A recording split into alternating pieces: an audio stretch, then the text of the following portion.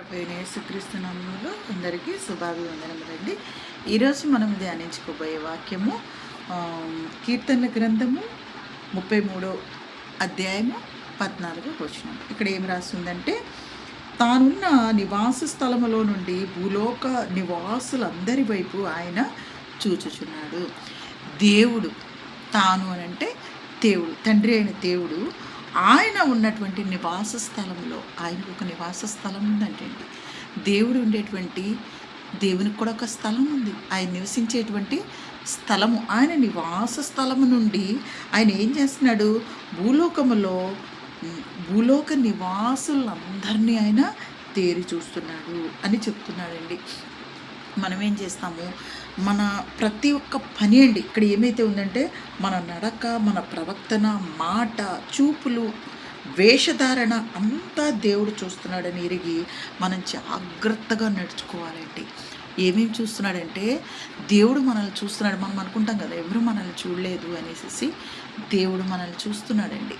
దేవుడు మనల్ని ఏమేమి చూస్తున్నాడంటే, మన మాట, మనం ఏం మాట్లాడుతున్నామో ఆ మాటలు చూస్తున్నాడంటే అండి. మన ప్రవర్తన మొత్తం చూస్తున్నాడండి. మనం ఏం చేస్తున్నామో, మన క్రియలు, మన ప్రవర్తన మొత్తం ఆయన చూస్తున్నాడండి. ఇంకా మన చూపుల్లో కూడా దోషం ఉంటుందంటండి. ఆ చూపులు కూడా దేవుడు చూస్తున్నాడంటండి. స్పష్టంగా మన చూపులు ఎలా ఉన్నాయి, పవిత్రంగా ఉన్నాయా లేదా, స్పష్టంగా దేవుడు మనల్ని చూస్తున్నాడండి. మనం మనుషులకి సమాధానం చెప్పాల్సిన అవసరం లేదు, కానీ ఒక రోజున దేవుడు నిన్ను అడుగుతాడండి. దేవుడు నిన్ను ప్రతి ఒక్కటి, నువ్వు చేసేటువంటి ప్రతి ఒక్క క్రియను ఆయన, ప్రతి ఒక్క చర్యను ఆయన గమనిస్తున్నాడని మనము గుర్తెరగాలండి. ఇక్కడ మనకి ఏమేమి చెప్తున్నాడంటే, మన మాటను చూస్తున్నాడంటే అండి, మన ప్రవర్తన, మన వేషధారణ, పై వేషధారణ, లోపల వేషధారణ, 2 రకాలుగా మాట్లాడతారండి చాలామంది. ఎవరి ముందు వాళ్ళ మాట మాట్లాడతారండి. వేషధారణ కలిగినటువంటి మాటలు మరి దేవుడు చూస్తున్నాడండి. మన పైన వేసుకునేటువంటి వేషధారణ, ధరించుకునేటువంటి వేషధారణ, మరి ఇంటర్నల్గా వేషధారణ ఒకటి ఉంటుందండి.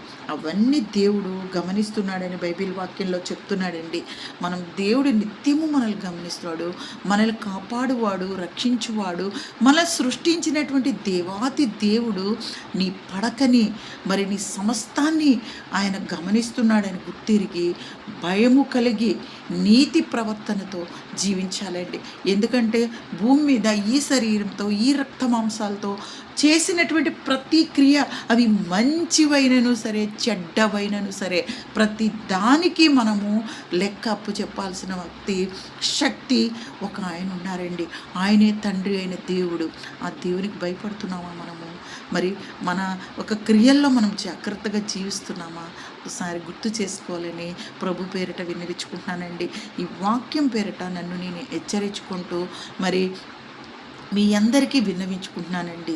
మరి ఈ వాక్యము మీతో పంచుకోవడానికి దేవుడు ఇచ్చినటువంటి అవకాశాన్ని బట్టి మరి దేవాతి దేవుడికి వేలాది స్తుతులు, స్తోత్రాలు చెల్లించుకుంటూ, ఇంత ఓపికతో వాక్యం విన్న మీకు మరి ప్రభు పేరిట వందనాలు చెల్లించుకుంటున్నానండి.